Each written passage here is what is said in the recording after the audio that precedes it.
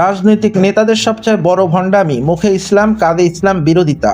আজকের বাস্তবতা হলো অনেকেই রাজনৈতিক দল আর বড় বড় নেতা মুখে ইসলাম বুলি ঝাড়ে, কোরআনের আয়াত তুলে ইসলামের নামে আবেগ তৈরি করে, কিন্তু যখন ইসলামকে রাষ্ট্রে প্রতিষ্ঠিত করার প্রশ্ন আসে তখনই তাদের আসল রূপ বের হয়ে যায়।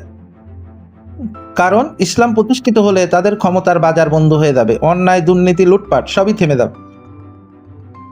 ইসলামের ন্যায় বিচারের সামনে তাদের রাজনৈতিক ব্যবসা টিকবে না। তাই তারা চায় মুখে ইসলাম থাকুক, পোস্টারে ইসলাম থাকুক, ভোটের সময় ইসলামের ব্যবহার হোক, কিন্তু রাষ্ট্রে কোরআনের আইন সেটা তারা কখনোই চায় না।